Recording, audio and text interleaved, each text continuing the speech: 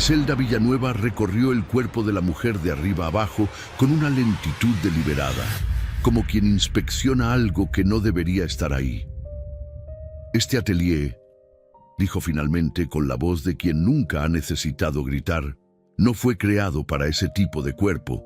8 clientas contuvieron el aliento, 2 costureras bajaron la mirada, el joven del delantal cerró los puños, la mujer del vestido teal no retrocedió, no lloró, no se disculpó por existir.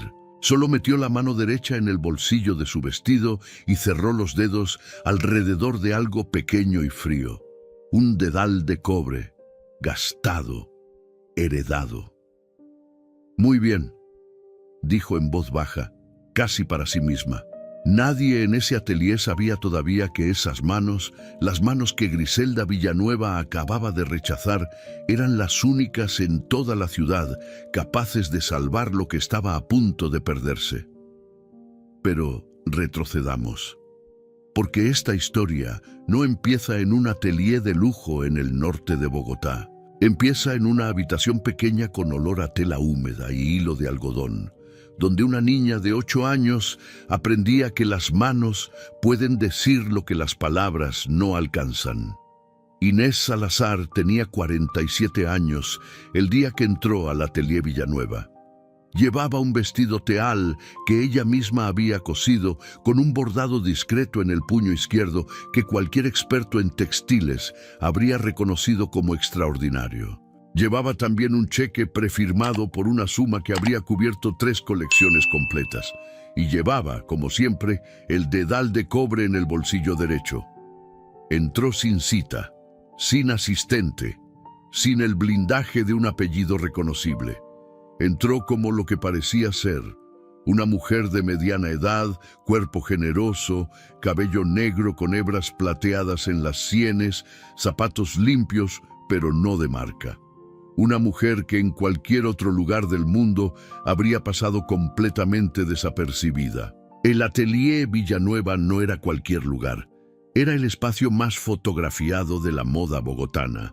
Sus paredes blancas habían sido fondo de portadas de revistas. Sus maniquíes vestían piezas que viajaban a Milán, a París, a Nueva York. Griselda Villanueva llevaba 22 años construyendo ese nombre con la precisión de una cirujana y la frialdad de alguien que sabe exactamente cuánto vale cada cosa, incluidas las personas. Cuando Inés cruzó la puerta, Griselda estaba atendiendo a 2 clientas en el área principal. Levantó la vista, la recorrió, y algo en su expresión cambió con la sutileza de una temperatura que baja 1 grado, imperceptible para algunos, definitiva para quien sabe leer el aire. ¿En qué le puedo ayudar?, preguntó una asistente joven, interponiéndose con una sonrisa entrenada. Necesito un vestido, dijo Inés simplemente, para la boda de mi hija, en 3 semanas. La asistente miró hacia Griselda. Griselda se acercó despacio, con esa cadencia de quien nunca llega tarde, porque el tiempo de los demás siempre puede esperar. Lo que ocurrió en los siguientes 90 segundos quedaría grabado en la memoria de cada persona que lo presenció. Griselda caminó alrededor de Inés, como un arquitecto evaluando un terreno difícil. No tocó nada, no preguntó nada, solo miró, con esa mirada que durante 2 décadas había servido para clasificar a las personas en categorías que ella misma había inventado. Luego se detuvo frente a ella. Este atelier, dijo con la voz baja y precisa de quien pronuncia una sentencia, no fue creado para ese tipo de cuerpo. Una de las clientas soltó un pequeño sonido involuntario. Una costurera al fondo dejó caer unas tijeras que resonaron en el silencio como un disparo. Inés no parpadeó. «Disculpe», dijo, aunque su tono no pedía disculpa alguna. «Nuestras piezas están diseñadas para una silueta específica», continuó Griselda, como si explicara algo obvio a alguien lento. «No trabajamos con adaptaciones especiales». El joven del delantal, Fabián Ospina, aprendiz de 3er año, sintió que algo se le revolvía en el estómago. Conocía ese tono. Lo había escuchado antes.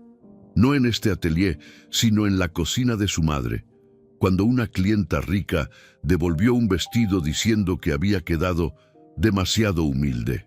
Inés cerró los dedos alrededor del dedal de cobre. «Muy bien», repitió, y se fue. Nadie supo entonces que en menos de 18 horas esa misma mujer estaría en el corazón del atelier, con una aguja en la mano, haciendo lo que ninguno de los costureros profesionales de Griselda Villanueva había podido hacer. La madre de Inés se llamaba Dolores Salazar y nunca aprendió a leer patrones, no porque no pudiera, sino porque nadie se tomó el tiempo de enseñarle. Dolores aprendió a coser mirando, observando las manos de una vecina anciana en el barrio de La Candelaria, en Bogotá, cuando tenía 12 años y el hambre era una compañía constante. Miraba y memorizaba. La tensión del hilo, el ángulo de la aguja, la forma en que el tejido respira diferente según la dirección del corte. Lo que Dolores no aprendió de libros, lo aprendió de la tela misma. Cosía para sobrevivir. Vestidos de quinceañera para familias del barrio. Uniformes escolares con tela comprada en el San Victorino. Arreglos y ajustes para personas que no podían pagar sastres, pero tampoco querían verse descuidadas. Cobraba poco. A veces cobraba en comida. A veces no cobraba nada porque la vecina del tercer piso tenía 3 hijos y el esposo había desaparecido. Inés creció en ese ambiente de hilo y aguja y generosidad silenciosa. Desde los 6 años se sentaba en el piso junto a la silla de su madre y miraba. Igual que Dolores, había mirado a la vecina anciana. Había algo en el movimiento de esas manos que la hipnotizaba, una cadencia casi musical, un ritmo que parecía tener su propia lógica interior. A los 8 años hizo su primera pregunta técnica. «Mamá, ¿por qué en esta costura el hilo va así y no asá?» Dolores se detuvo, miró a su hija, luego miró el vestido que tenía entre manos. «¿Cómo así?» «Acá el hilo está cruzado», señaló Inés con un dedo pequeño y preciso.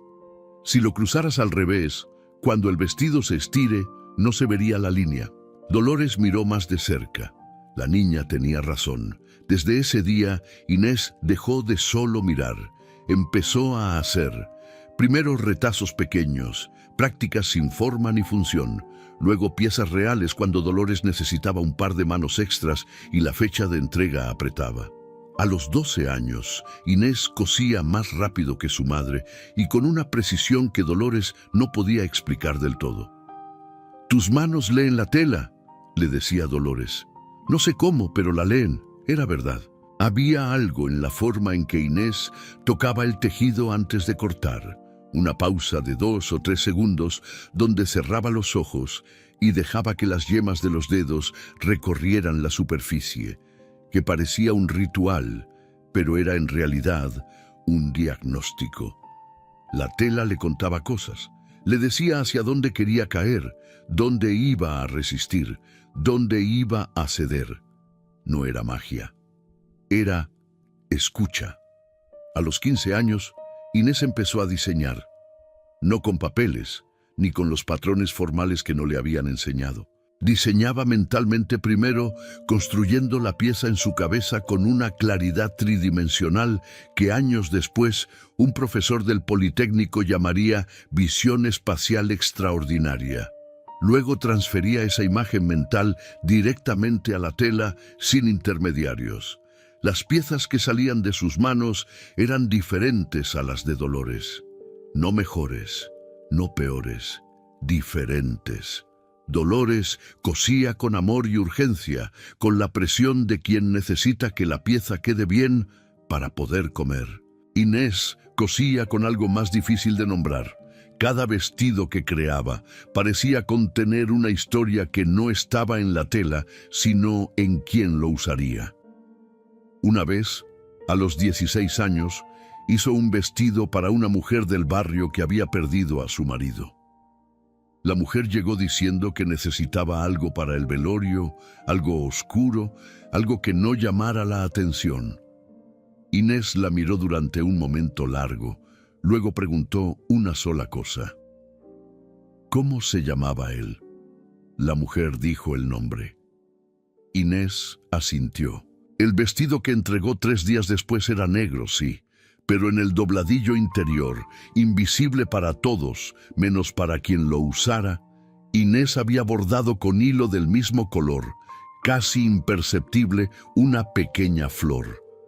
La flor favorita del marido muerto, que la mujer había mencionado de pasada mientras medía. La mujer lloró cuando lo descubrió. ¿Cómo supiste? La tela me lo pidió, respondió Inés, y no estaba siendo poética.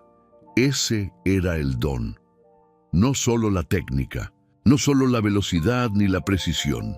Era eso, la capacidad de escuchar lo que la persona necesitaba que la prenda dijera y decirlo con hilo y aguja de una forma que ninguna palabra habría logrado.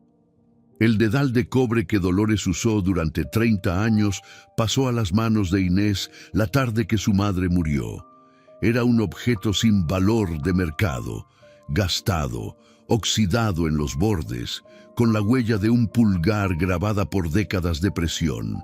Inés lo limpió una sola vez y luego lo dejó como estaba, porque esa huella era de Dolores. Y Dolores había enseñado todo lo que importaba. Inés tenía 19 años cuando el mundo le enseñó su primera lección brutal. Dolores llevaba 2 años enferma. No era una enfermedad con nombre dramático, ni con tratamiento costoso. Era el agotamiento acumulado de una mujer que había cosido bajo luz artificial durante décadas, que había comido mal más veces de las que podía contar, que había dado todo lo que tenía sin guardar nada para el cuerpo que lo daba. Los médicos decían cansancio crónico. Inés sabía que era otra cosa. Era el precio de una vida entera de invisibilidad. Con Dolores en cama, los pedidos quedaron en manos de Inés. No fue una transición elegante, fue una necesidad. El alquiler no esperaba, la medicina no esperaba. Inés tomó la lista de clientas de su madre, llamó una por una, explicó la situación con más calma de la que sentía y siguió trabajando. La mayoría aceptó sin problema. Algunas incluso prefirieron a Inés, cuyas piezas tenían una precisión que a veces superaba a las de Dolores. Pero había una clienta que Dolores atendía desde hacía años, a quien Inés nunca había conocido directamente. Se llamaba Amparo Castellano. Vivía en un barrio del norte, había encargado un vestido para una cena importante, con instrucciones precisas, tela importada que ella misma había conseguido y entregado con una lista escrita de especificaciones. Inés lo hizo bien, lo hizo con todo lo que sabía. Pero cuando Amparo lo recibió, lo sostuvo en el aire durante un momento, lo giró 2 veces y luego lo colocó sobre la silla con el gesto de quien deposita algo que no quiere tocar más. «Está mal hecho», dijo. Inés estaba ahí, de pie en la entrada del apartamento lujoso, con las manos juntas y la respiración controlada. «¿Qué parte le preocupa? Puedo hacer el ajuste que necesite». «No es una parte», dijo Amparo. «Es todo. Es el trabajo de manos gruesas que no entienden lo que se les pide. Llamaré a Dolores cuando se recupere. Mientras tanto, no volveré a encargar nada». Inés miró el vestido. Sabía que era bueno. Sabía que era exactamente lo que las especificaciones pedían. Pero Amparo Castellano tenía el tipo de seguridad que da el dinero de varias generaciones, la seguridad de quien nunca ha necesitado justificar una opinión, porque la opinión siempre ha tenido consecuencias para otros, nunca para uno mismo. Muy bien», dijo Inés. Tomó el vestido, salió. Lo que no supo hasta semanas después fue que Amparo había hablado. No con malicia calculada, sino con la ligereza de quien no considera el peso de sus palabras porque nunca las ha sentido caer sobre nadie que importe. En una reunión de amigas, en un almuerzo de las que organizaban cada 15 días, Amparo mencionó que Dolores Salazar había mandado a su hija a hacer el trabajo y que el resultado había sido decepcionante. Manos gruesas, dijo. Sin formación, dijo. En ese círculo de mujeres, Dolores Salazar era conocida y respetada dentro de los límites que el círculo asignaba a las personas de su clase. Era la costurera de confianza, la que no hablaba de más, la que entregaba a tiempo. Después de la conversación de Amparo, 3 clientas cancelaron encargos pendientes. Dolores nunca supo exactamente por qué el trabajo empezó a escasear en esos meses. Inés tampoco lo supo todo de inmediato. Fue reconstruyendo la historia después, pedazo a pedazo, con la paciencia de quien aprende a coser, una puntada a la vez. Lo que sí supo fue que su madre, al recuperarse parcialmente y retomar algunos pedidos, encontró un territorio diferente al que había dejado, más estrecho, más frío, clientas que respondían con demoras, encargos que se reducían en valor y en frecuencia. Dolores cosió hasta donde el cuerpo le permitió. Murió 3 años después, un martes de octubre, en la misma habitación donde había enseñado a su hija que las manos pueden decir lo que las palabras no alcanzan. Sobre la cama, doblado con cuidado, había un vestido a medio terminar para una vecina que esperaba. Inés lo terminó esa misma noche. Luego guardó el dedal de cobre en el bolsillo y no lloró hasta que estuvo sola en el patio trasero, bajo una lluvia fina que nadie vería. Los años que siguieron fueron de silencio y reconstrucción. Inés cosió para sobrevivir, como su madre. Se casó con un hombre bueno que la vio sin necesidad de que ella explicara nada. Tuvieron 2 hijos. El hombre murió joven, un infarto que no avisó, dejando una herencia pequeña pero administrada con cuidado y una empresa de transporte modesta que Inés manejó con la misma precisión con que manejaba la tela. El dinero llegó despacio, sin espectáculo. Las inversiones que hizo en los años siguientes no fueron brillantes ni arriesgadas. Fueron pacientes, como una costura larga y firme que no busca ser vista sino durar. Pero nunca dejó de coser. Para sus hijos, para las vecinas del barrio donde seguía viviendo, aunque ya podía haberse mudado. Para sí misma, en las noches, cuando la casa quedaba en silencio y el dedal de cobre encontraba su lugar natural en el pulgar derecho. La tela seguía hablándole y ella seguía escuchando. Hay una forma de riqueza que no cambia a las personas porque llega demasiado tarde para cambiarlas. Inés tenía 42 años cuando su patrimonio cruzó un umbral que habría transformado a muchas personas en alguien diferente. No la transformó, o más precisamente, la transformó en una versión más tranquila de quien siempre había sido. Seguía viviendo en el mismo barrio, aunque en una casa más grande que la de la infancia. Seguía comprando en los mismos mercados, seguía cosiendo. La diferencia era que ahora podía comprar tela de calidad sin calcular. Podía ordenar desde proveedores en Italia y en Japón, telas que llegaban en rollos envueltos en papel de seda, materiales que bajo sus dedos contaban historias de otros continentes, otras manos, otras tradiciones. Sus piezas habían evolucionado. Sin escuela formal, sin maestros después de Dolores, Inés había construido un lenguaje propio que no pertenecía a ninguna tradición reconocible. No era haute couture en el sentido académico.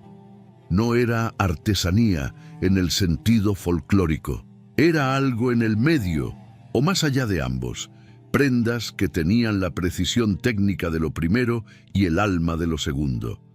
Empezó a vender algunas piezas de forma anónima, no por modestia calculada, sino porque la idea de poner un nombre y una historia a lo que hacía le parecía innecesaria. Las piezas debían hablar solas o no decir nada. Un intermediario en Bogotá, un hombre que conoció por casualidad en una feria de textiles, empezó a llevar sus trabajos a compradores privados, sin nombre, sin foto, sin historia, solo la pieza. Las piezas se vendieron. Bien, mejor de lo que el intermediario esperaba. Algunas viajaron. Un chal que Inés había hecho en una noche de insomnio, con tela de seda colombiana y un bordado que representaba el río Magdalena desde el aire, terminó en una colección privada en Bélgica. Un vestido de noche, negro, con una construcción interior que hacía que el tejido cayera de una forma que desafiaba lo que la gravedad normalmente permite, llegó a manos de una curadora de moda en Ámsterdam, que lo fotografió desde 12 ángulos diferentes y escribió en su blog que era la pieza más técnicamente honesta que había visto en años. Nadie sabía quién lo había hecho. Inés lo sabía, y le bastaba. El dedal de cobre viajaba con ella a todas partes. No lo usaba siempre, tenía otros dedales más prácticos para el trabajo diario, pero lo llevaba en el bolsillo de lo que fuera que estuviera usando, como quien lleva una brújula, no para mirarla constantemente, sino para saber que está ahí. En esos años de silencio creativo, Inés desarrolló algo que no tenía nombre, pero que sus dedos reconocían: la capacidad de leer una prenda existente y entender no solo cómo estaba construida, sino por qué había sido construida así. Cuáles decisiones técnicas habían tomado quienes la hicieron, dónde habían elegido bien y dónde habían cedido a la urgencia o al costo. Era una forma de escuchar más profunda que la que tenía de niña. Ya no solo escuchaba la tela, escuchaba la intención detrás de la tela. Esta habilidad, que Inés consideraba simplemente parte de lo que era, resultaría ser la más extraordinaria de todas. Pero en esos años nadie lo sabía, nadie lo veía. Inés Salazar era una mujer de barrio que cosía bien, que tenía algo de dinero, que vivía callada y no llamaba la atención. Una piedra sin desbastar, sin pulir, sin que nadie hubiera pensado todavía en mirarla 2 veces. Así vivió durante años, en el silencio productivo de quien no necesita ser visto para saber que existe, hasta que su hija mayor anunció que se casaba. Y esa noticia, simple y hermosa, fue la que empujó a Inés a cruzar la puerta del Atelier Villanueva un martes por la mañana, con un cheque prefirmado y el dedal de cobre en el bolsillo. El resto ya lo sabemos. Fabián Ospina la alcanzó a media cuadra del atelier.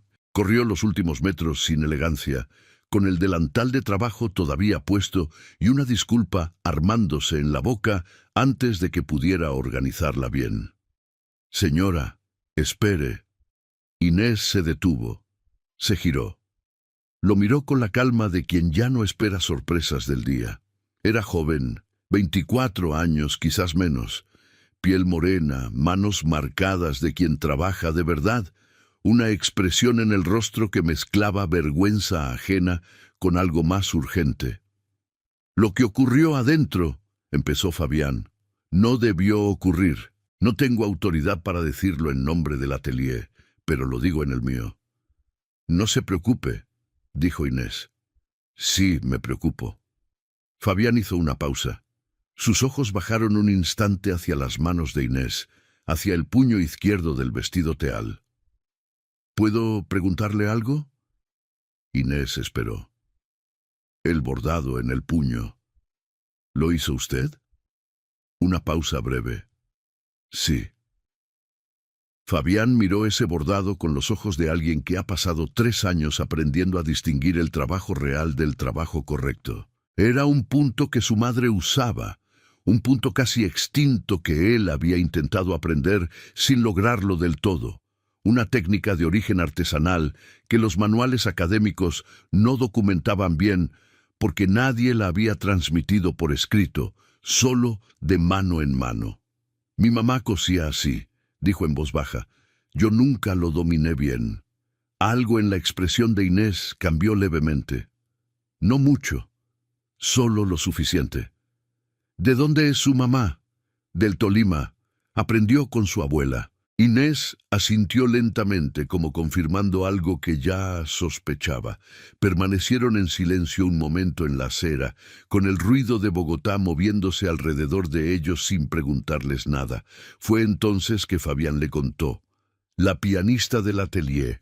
No, el atelier no tenía pianista, lo que tenía era una crisis. La colección que Griselda Villanueva presentaría esa noche en una exhibición privada para las clientas más importantes del año tenía una pieza central, un vestido de noche en seda dupión y color marfil que había costado 4 meses de trabajo y que esa mañana durante la preparación final había cedido en una costura estructural interna. No era visible desde afuera, pero era fatal. La costura que se dio era la que sostenía la arquitectura del cuerpo del vestido, la que permitía que la seda cayera de esa forma específica que era la razón de ser de la pieza. Sin ella, el vestido seguía siendo hermoso, pero era otro vestido, no el que Griselda había prometido. 3 costureras habían intentado reconstruirla en las últimas 2 horas. Ninguna había podido. El problema no era la habilidad técnica, era que la costura original había sido diseñada con una lógica interna que ninguna de ellas lograba leer del todo. Era como intentar terminar una frase en un idioma que conocías a medias. ¿Cuánto tiempo tengo?, preguntó Inés. Fabián parpadeó. ¿Perdón? Para reconstruir la costura. ¿Cuánto tiempo? La exhibición es a las 8. Son las 2 de la tarde. ¿Tiene acceso al vestido? Soy el único aprendiz que conoce la sala de trabajo de noche. Griselda está en reuniones hasta las 5. Inés miró la calle, miró el dedal en su mano, que había sacado del bolsillo sin darse cuenta. Pensó en su madre, en la forma en que Dolores había cosido durante décadas para personas que nunca preguntaron su nombre. En el vestido a medio terminar que encontró sobre la cama el día que Dolores murió. Pensó en el vestido de su hija, en el cheque prefirmado que seguía en su bolso. «Lléveme por la puerta de atrás», dijo. La sala de trabajo del atelier Villanueva en las horas de la tarde tenía una quietud diferente a la del piso principal. Arriba estaba la elegancia calculada. Las paredes blancas, los maniquíes vestidos como promesas. Abajo estaba la verdad del oficio, mesas de corte con marcas de años de uso, cajones llenos de hilos organizados por tono con obsesión casi científica, iluminación fuerte y directa que no perdonaba imprecisiones, el olor específico a tela nueva y plancha caliente que Inés conocía desde los 6 años.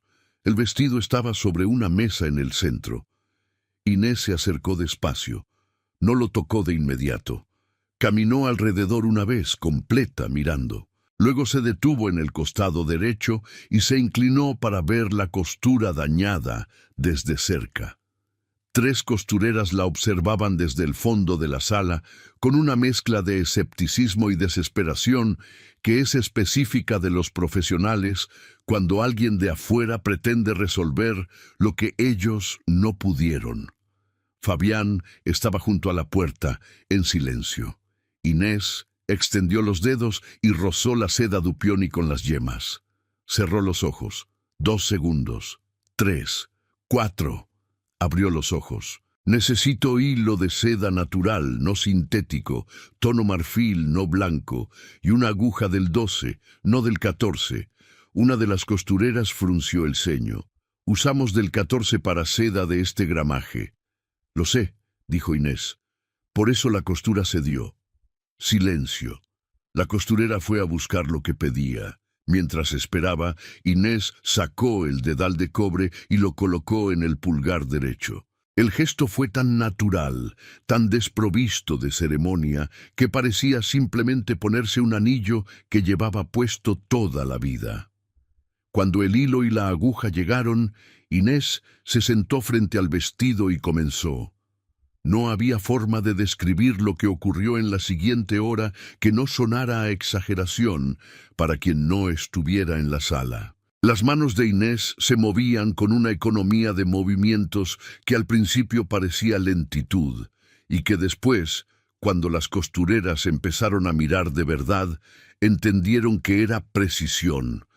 Cada puntada era colocada con una intención tan específica que no había movimiento de más, no había corrección, no había duda.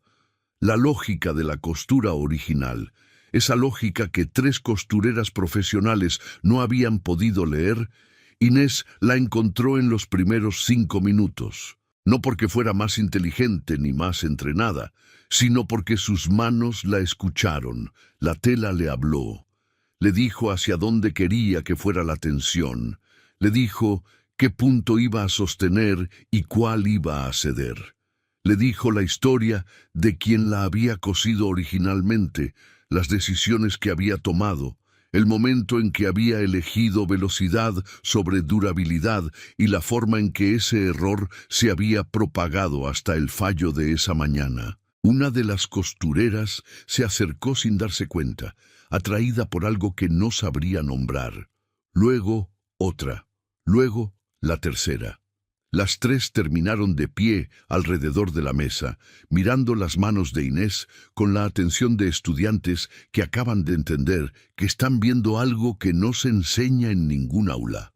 Fabián no se movió de la puerta, pero sus ojos estaban húmedos y no supo explicarse bien por qué. La costura quedó reconstruida a las 4:40 de la tarde. Inés se levantó, se quitó el dedal de cobre y lo guardó en el bolsillo. Luego miró el vestido una última vez. No era la misma costura que había fallado. Era mejor. La seda caía ahora con una naturalidad que la pieza original no había tenido del todo, como si hubiera encontrado finalmente la dirección que siempre quiso tomar. «Listo», dijo Inés. Las 3 costureras se miraron entre sí. La mayor de las 3, una mujer de unos 50 años con 20 de oficio encima, dijo algo que no había planeado decir. «¿Dónde aprendió eso?» «Mi mamá», respondió Inés simplemente, y fue hacia la puerta. Griselda Villanueva llegó a la sala de trabajo a las 5:10. No debería haber bajado. Su agenda decía reuniones hasta las 5, luego preparación personal para la exhibición de las 8. Pero algo, un instinto o una inquietud que no supo nombrar, la hizo desviarse hacia las escaleras del fondo antes de subir a su oficina. Lo primero que vio fue el vestido. Se acercó. Lo estudió con la mirada experta de quien ha pasado 2 décadas mirando tela. Vio la costura reconstruida. Tardó menos de 10 segundos en entender que no era el trabajo de ninguna de sus costureras. «¿Quién hizo esto?», preguntó sin alzar la voz. Las 3 costureras se miraron. La mayor habló. «Una mujer que Fabián trajo esta tarde». «¿Qué mujer?». Llegó por la puerta de atrás. Fabián la conocía. Griselda se giró lentamente hacia Fabián, que seguía cerca de la puerta con la expresión de quien sabía que este momento llegaría, y eligió enfrentarlo de pie. «¿Quién era?». Fabián no respondió de inmediato. «¿Quién era?», repitió Griselda, y esta vez el filo en la voz era audible.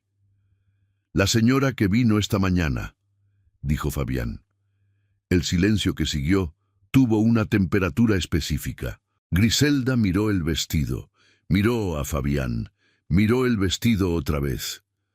«La mujer a la que eché esta mañana», dijo, articulando cada palabra con una lentitud que no era confusión, sino furia controlada. «Entró a mi atelier por la puerta de atrás, tocó mi pieza más importante y tú se lo permitiste». «El vestido estaba dañado y nadie podía repararlo», dijo Fabián. «Ella pudo». «No me importa lo que pudo». Griselda se acercó un paso. «Me importa que trajiste a una desconocida a mi sala de trabajo sin mi autorización.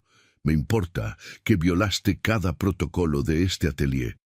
Y me importa que lo hiciste con la mujer que yo personalmente retiré de estas instalaciones esta mañana». La retiró porque no le gustó cómo se veía. La frase cayó en el aire como algo irreversible. Fabián lo supo en el momento en que la dijo. No se arrepintió. Griselda lo miró durante 3 segundos completos. «Estás despedido», dijo. «Recoge tus cosas antes de las 6». Luego se giró hacia las costureras. «La exhibición sigue como estaba. Nadie menciona lo que ocurrió hoy. ¿Entendido?» Las 3 asintieron. Griselda tomó el vestido con cuidado, lo colgó en el maniquí correcto y subió las escaleras. Lo que no sabía era que una de las 3 costureras había grabado parte del trabajo de Inés en su teléfono. No con intención de causar daño, simplemente porque había querido estudiar la técnica después, revisarla con calma, entender lo que había visto. El video mostraba 40 segundos de las manos de Inés sobre la seda, sin rostro, sin contexto. Solo las manos y el dedal de cobre y la aguja moviéndose con esa precisión que no tenía nombre académico, pero que cualquier persona con ojos entrenados reconocería como algo extraordinario. La costurera no subió el video esa tarde, lo subió esa noche, después de la exhibición, en un foro privado de profesionales del textil, donde participaban diseñadores, curadores y coleccionistas de varios países. En menos de 2 horas, el video tenía 200 comentarios. Uno de ellos era de una mujer en Bogotá que había comprado 3 piezas anónimas a través de un intermediario en los últimos 4 años y que desde entonces había intentado sin éxito identificar a su creadora. Reconoció el dedal de cobre en el primer segundo. La exhibición del Atelier Villanueva esa noche era para 40 personas. No era un evento público. Era la presentación anual de la colección a las clientas más importantes, las que gastaban sumas que no se discutían en voz alta, las que cuando elegían una pieza de Griselda no era solo por el vestido, sino por lo que significaba pertenecer a ese círculo. El vestido de seda dupión y marfil era la pieza central. Griselda lo sabía. Todas lo sabían. Cuando el modelo caminó con él por el espacio central del atelier convertido para la ocasión en sala de presentación, el efecto fue exactamente el que Griselda había planeado. La seda caía de una forma que nadie supo describir del todo, pero que todas sintieron, como si el vestido hubiera encontrado su peso correcto, como si la gravedad lo tratara con un respeto específico. Los aplausos fueron genuinos. Griselda recibió los elogios con la compostura de quien los esperaba. Champán, conversaciones en voz baja, el ritual preciso de un mundo que se celebra a sí mismo. Fue en ese momento que Lucía Montoya entró. Lucía Montoya tenía 58 años, presidía una fundación de artes textiles y había viajado esa tarde desde Medellín específicamente para esta exhibición. Era una de las 3 clientas más importantes de Griselda y, aunque nadie lo sabía en la sala, había sido quien había comprado las piezas anónimas que llegaban a través del intermediario bogotano. Había visto el video 40 minutos antes de entrar. Se acercó al vestido, lo estudió con una atención que iba más allá de la estética. Luego se giró hacia Griselda. «Es extraordinario», dijo. «La costura interior, especialmente. ¿Quién la hizo?» «Mis costureras, como siempre», respondió Griselda. «No», dijo Lucía simplemente. «Esta costura no la hicieron sus costureras». Un silencio pequeño y denso se instaló entre las dos. «Llevo 4 años buscando a la persona que hizo 3 piezas que compré a través de Ramírez». Lucía sacó su teléfono y mostró el video. «Esta tarde alguien subió esto a un foro que sigo. Reconocí el dedal en el primer segundo. ¿Quién es esta mujer?» Griselda miró el video. Reconoció la sala de trabajo. Reconoció el vestido. Reconoció lo que no quería reconocer. Las otras clientas se habían acercado. La conversación que debía ser privada se había vuelto colectiva sin que nadie lo decidiera. Fue entonces que Fabián entró. No debería haber estado ahí. Había sido despedido 3 horas antes, pero había llamado a Inés después de salir del atelier, le había contado lo del video y ella le había dicho una sola cosa: «Ve, yo voy también». Inés entró detrás de Fabián. Llevaba el mismo vestido teal de la mañana, el dedal de cobre en el bolsillo. Ninguna disculpa en la postura. Griselda la vio cruzar la puerta y algo en su compostura, esa compostura que había construido durante 22 años, mostró una fisura. «Usted no puede estar aquí», dijo. «El vestido que usó esta noche para recibir sus aplausos», dijo Inés con voz tranquila, «lo reparé yo esta tarde. La costura que se dio esta mañana, la que sus costureras no pudieron reconstruir, la hice yo, con ese dedal». Lo sacó del bolsillo y lo sostuvo en la palma abierta, pequeño, de cobre, gastado por décadas de uso. El silencio en la sala fue total. Lucía Montoya dio un paso adelante. «¿Es usted?», preguntó. «¿Las piezas de Ramírez?». Inés la miró. «¿El chal del río Magdalena?», preguntó Inés. Lucía cerró los ojos un segundo. «Sí, soy yo». Lo que ocurrió en los minutos siguientes no tuvo la forma dramática de una confrontación de película. Fue más lento y más real que eso. Lucía pidió que Inés se sentara. Le hizo preguntas que solo alguien que entiende de verdad hace. Inés respondió sin adornos, con la precisión de quien ha pensado en estas cosas durante años, sin necesitar que nadie las valide. Las otras clientas escuchaban, algunas con incomodidad, otras con la atención de quien acaba de entender que ha estado mirando en la dirección equivocada. Griselda no se fue. Quizás debería haberlo hecho, pero se quedó de pie junto a la pared, con el champán sin tocar en la mano, escuchando la conversación que deshacía todo lo que había construido esa mañana con 8 palabras crueles. Entonces Lucía dijo: «Quiero ver cómo trabaja. Ahora, si tiene objeción, lo entiendo». Inés miró alrededor. Una de las costureras trajo una silla, una mesa pequeña, hilo, aguja. Sin que nadie lo organizara del todo, el espacio se acomodó. Inés se sentó.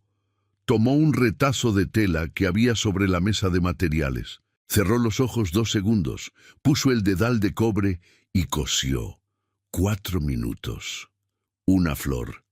La misma flor que había bordado invisible en el dobladillo del vestido de una viuda hacía 30 años. Cuando levantó las manos, nadie aplaudió de inmediato. El silencio fue primero, porque lo que estaban mirando no era una demostración técnica, era un idioma. Y ese idioma decía algo que ninguna de ellas había escuchado articulado así antes, con hilo y aguja y dedal de cobre, en el centro de un atelier que esa mañana había cerrado la puerta. Griselda Villanueva miró la flor bordada y no dijo nada, porque no había nada que decir que no empeorara lo que ya era evidente. Las consecuencias no llegaron todas a la vez. Llegaron como llegan las cosas reales, en orden, una después de otra, con la lógica implacable de los dominós. Esa misma noche, antes de que las 40 clientas abandonaran el atelier, Lucía Montoya le hizo a Inés una propuesta concreta. No vaga, no condicional, concreta. La Fundación Montoya para las Artes Textiles organizaba cada 2 años una exhibición internacional en Bogotá que reunía a diseñadores, artesanos y creadores de 12 países. La próxima era en 8 meses. Lucía quería que Inés participara con una colección propia, no piezas anónimas, con nombre, con historia, con el reconocimiento que le correspondía. Inés la escuchó en silencio. «¿Cuántas piezas?», preguntó finalmente. «Las que usted considere suficientes para decir lo que tiene que decir». Inés pensó en su madre, en el vestido a medio terminar sobre la cama, en los años de trabajo invisible que habían construido un lenguaje sin que nadie lo nombrara. 12, dijo. 12 piezas. Perfecto, respondió Lucía. 3 de las clientas presentes esa noche hicieron encargos directos antes de irse. No a Griselda, a Inés, con sus teléfonos, sus nombres, sus peticiones específicas, como si la jerarquía de la sala hubiera rotado silenciosamente en el transcurso de 2 horas, y nadie hubiera necesitado declararlo. Fabián recogió sus cosas del atelier esa noche. Al día siguiente, Inés lo llamó. Le ofreció trabajo, no como aprendiz, como asistente, con un salario que Fabián tardó un momento en procesar porque era el doble de lo que Griselda le pagaba. ¿Por qué yo?, preguntó. Porque reconoció el punto en el puño del vestido, dijo Inés. Quien sabe ver eso, sabe trabajar. El video de 40 segundos circuló más de lo que la costurera que lo subió había anticipado. Salió del foro privado y llegó a cuentas de moda, a grupos de diseñadores, a espacios donde las personas que entienden de textiles lo compartieron con el tipo de comentario escueto que significa más que 1000 palabras. Miren esto. Nadie sabía el nombre de las manos, pero las manos eran reconocibles. Griselda Villanueva pasó los días siguientes en un silencio que sus empleadas no le habían visto antes. No el silencio frío de siempre, el silencio de quien controla la temperatura de una sala. Este era otro silencio, el de quien está haciendo una contabilidad interna y los números no cuadran. 2 de las clientas que habían estado en la exhibición cancelaron compromisos con el atelier en las semanas siguientes. No con drama, no con declaraciones, con la frialdad educada del mundo al que Griselda pertenecía, una llamada, una asistente, una agenda que de pronto no tenía espacio. El atelier siguió funcionando. Griselda siguió trabajando. Pero algo había cambiado en la forma en que el nombre Villanueva resonaba en ciertos círculos, un eco levemente diferente, como una nota tocada 1 milímetro fuera de tono que solo los oídos afinados perciben, pero que una vez percibida no puede ignorarse. No fue una caída, fue algo más preciso y más duradero, una pérdida de autoridad moral en el único espacio donde Griselda había construido toda su identidad.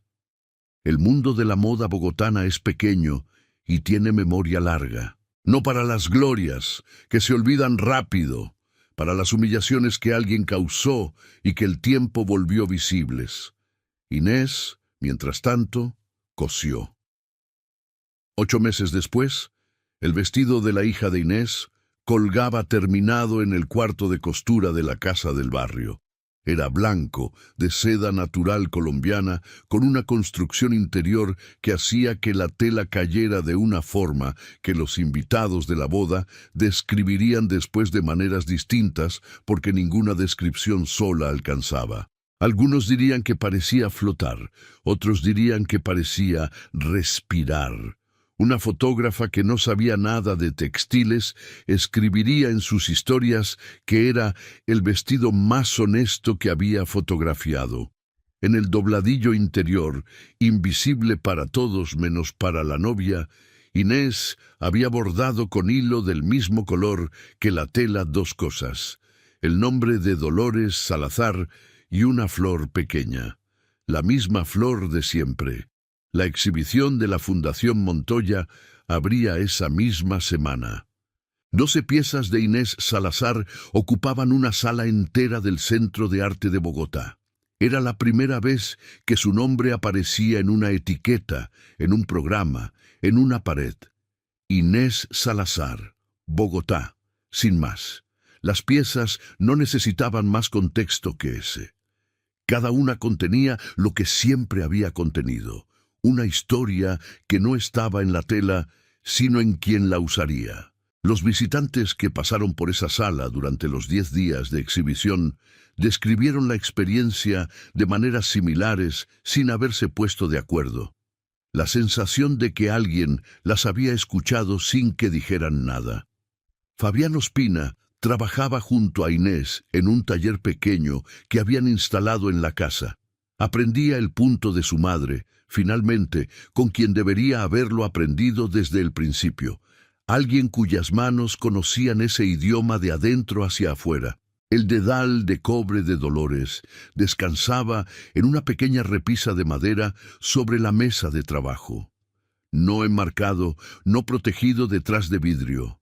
Ahí, al alcance de la mano, listo para seguir siendo usado.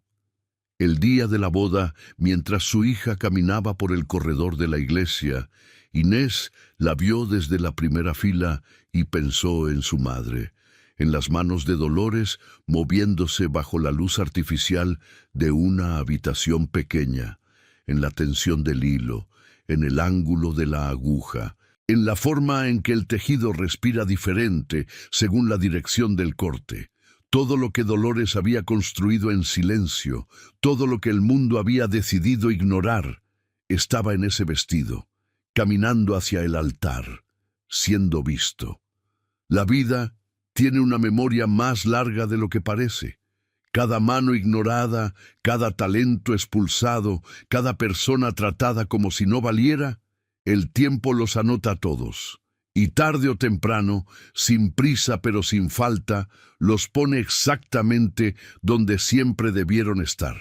La historia de Inés no terminó esa noche en el atelier.